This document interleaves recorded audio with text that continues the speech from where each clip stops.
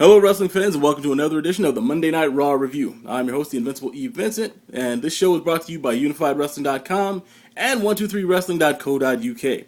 Now, tonight's show started off with Mick Foley coming out to announce that the board of directors had asked him to host the Monday Night Raw as well as SmackDown this week while they work out what's going on as far as the absence left after John Laurinaitis being fired as the GM. And now John Laurinaitis goes ahead and comes out and he tries to get the crowd to quiet down. Actually, before that, Mick Foley announced that there's going to be a tag match between CM Punk and Sheamus versus Daniel Bryan and Kane. And after that, John Laurinaitis comes out to say his final goodbyes, but the crowd won't quiet down.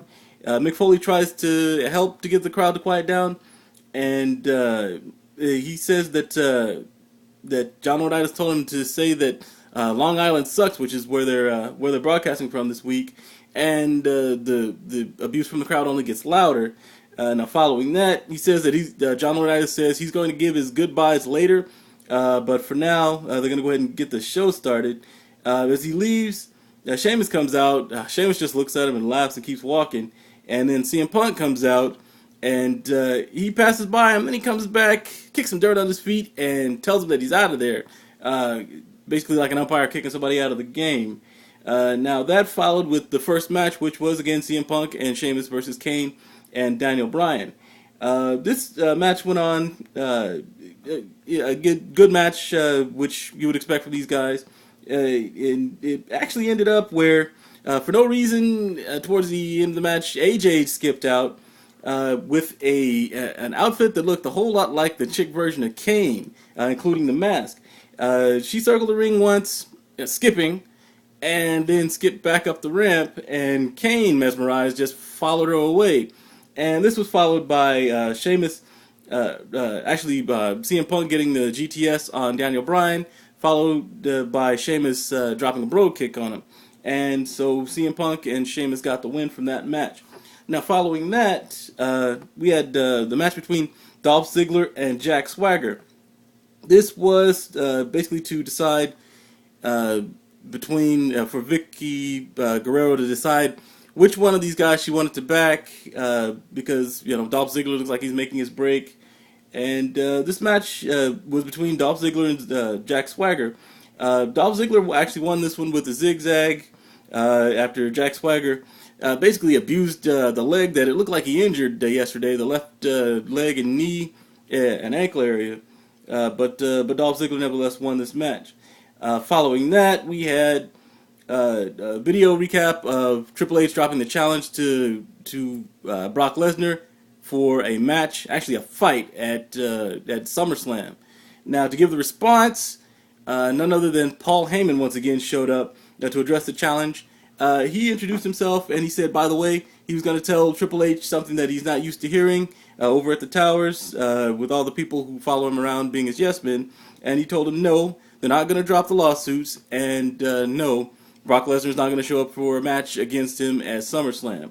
Now, Triple H comes out and he goes ahead and tells Paul Heyman that, just like that they're not at a bingo parlor from the 1990s, and he's not one of the people who follow him around as just one of the people who are loyal Heyman followers, and that he wanted to go ahead and have the match. And Heyman says, and he showed a video package, by the way, of what the promotion was going to look like for the match, complete with Brock Lesnar all over it, and because he's figuring on playing towards Brock Lesnar's ego, which he pointed out that Brock Lesnar was the one that wanted to have the show renamed Monday Night Raw, starring Brock Lesnar. And Heyman says that he's not going to play to his ego, and that Triple H can go back to his ivory tower and back to his princesses, and that he was getting to be more and more like Vince McMahon every day, and he knew how to push Vince McMahon's buttons, and he knew how to push Triple H's buttons as well. Now, Triple H looks like he's getting ready to lose it, and Heyman keeps trying to goad him, and keeps looking for something to goad him with, and finally he says that he's getting ready to leave, and he does.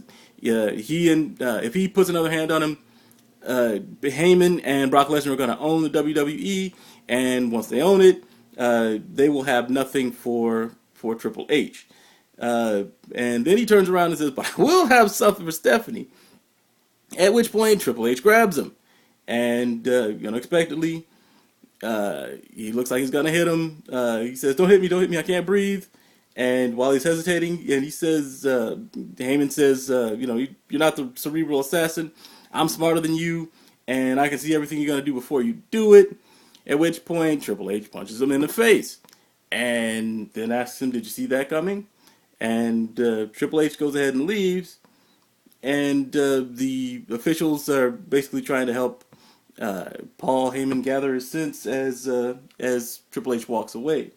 Now, following that, we had match number 3. This was between Alberto Del Rio and Santino Marella. Now, Alberto Del Rio won this one with the cross arm breaker, and this was sort of kind of revenge for the tuxedo match from yesterday at the pay-per-view, which was nothing memorable. Let's put that in the past and move on. Following that, we went back to a video recap of Cyndi Lauper, who is the special guest tonight, and her relationship with WWE, the Rock and Wrestling era, which came before the Attitude Era for all the young people around here. Now, after that, Cyndi Lauper and Wendy Richter, the champion that she was basically the manager for, they came out. And this is where the show sort of started to lag. They said, "Hello, how you doing? It's be great to be back in the WWE after 27 years." Heath Slater comes out. I can't believe I was actually glad to see Heath Slater come and break up this mess. He comes out and says that nobody wants to see him, and he's there to perform his new single, One Man Band. And he started yowling and screeching and hurting people's ears and feelings, and Roddy Piper showed up. And Roddy Piper stopped him in his tracks. He greeted Layla and Cyndi Lauper and Wendy Richter, who were up on the mat, and said that that era, the Rock and Wrestling era, was one of the big stepping stones to making the WWE what it is today, which is true.